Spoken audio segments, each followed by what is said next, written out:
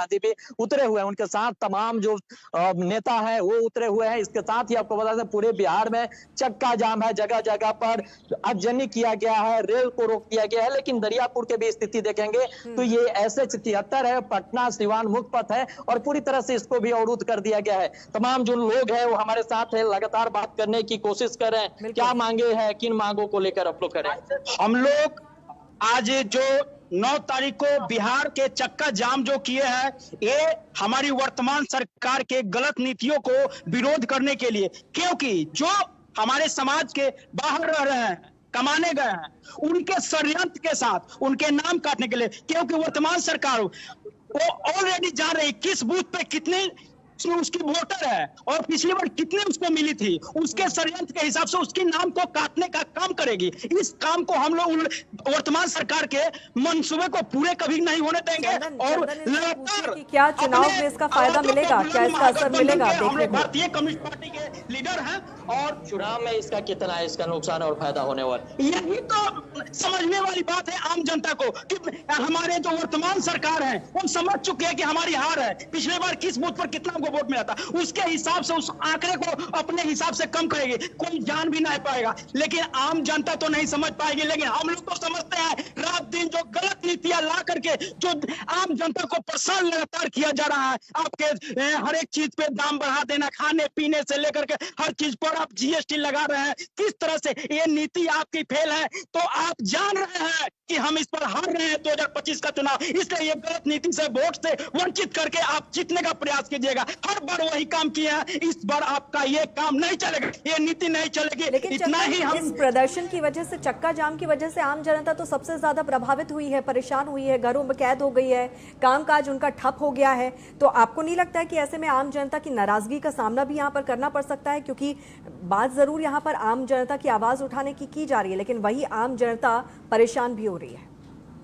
बिल्कुल, आपको बता दें जाम को लेकर के आम जनता भी परेशान है, जो मरीज है वो भी परेशान है। हालांकि राजद के जो नेता है वो कह रहे हैं कि एम्बुलेंस को हम लोग नहीं रोक रहे हैं, जो इमरजेंसी सेवाएं हैं उसको ये लोग नहीं रोक पा रहे हैं, उसको जाने दे रहे हैं। लेकिन देखिए यातायात बाधित होने से आम जनजीवन जो है वो परेशानी तो है ही, लेकिन सुबह से जो पूरे बिहार में तस्वीरें दिखने को मिल रहा है उससे यही स्पष्ट होता है कि आम जनजीवन के और आम जनता है वो भी परेशान है। लेकिन सबसे बड़ी बात है कि जो ये जो चीज को आवाज उठा रहे हैं उसे लेकर के आम जनता और परेशान है। जो दस्तावेज मांगी जा रही है, एक साथ 11 दस्तावेज को मांगी गई है, उससे जो आम वोटर है वो परेशान है। इन लोगों का जैसे आरोप है, कह रहे हैं कि जो निचले गरीब वोटर है उनके पास वो दस्तावेज नहीं है जो ये पूरा कर पाए, चुनाव आयोग को दे पाए। तो जानबूझ करके ये पूरी साजिश के तहत ये महागठबंधन के आरोप है, ये नाम को काटने की ये षड्यंत्र रचा गया है। हालांकि आपको बता दें कि कुछ ही चंद दिन बच गया है चुनाव में, और चुनाव से पहले इस तरह की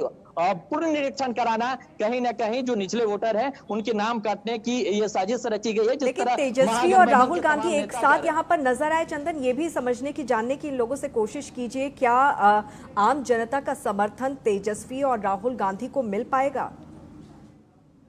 ये बताइए, आम जनता के जो समर्थन है वो तेजस्वी और राहुल गांधी को मिल रहा है, मिल पाएगा? बिल्कुल बिल्कुल बिल्कुल, क्यों नहीं। अरे हमारे अच्छे कामों के लिए उन्होंने अपना जो कदम को उठाया है इसको सराहनीय है, पूरे भारत इसको सम्मान कर रही है। बिहार के ही मामला नहीं है, ये बिहार में सेन फोड़ करके पूरे भारत में सेन फोड़ने की तैयारी है। इस तैयारी पे हम लोग पानी फेरने का काम करेंगे। ये 2025 की आम चुनाव नहीं है, ये लास्ट चुनाव है।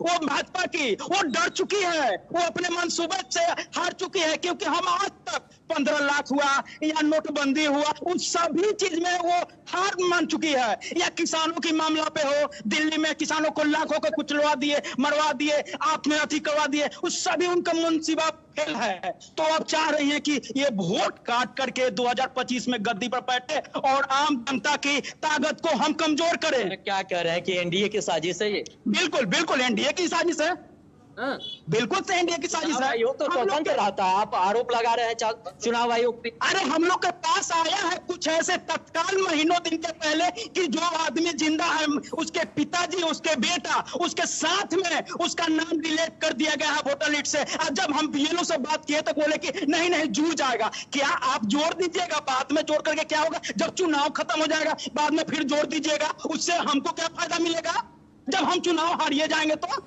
ये अब साजिश आपकी जो है, ये साजिश आपकी चलेगी नहीं। हम लोग समझ चुके हैं, लगातार जो आप इस तरह के बयानबाजी, जो इस तरह का नौटंकी कर रहे हैं, इस चीज से हम लोग कभी भी वंचित नहीं रहेंगे। हम लोग लगातार लड़ने वाले। लेकिन आगे क्या है मांगे आप लोगों की?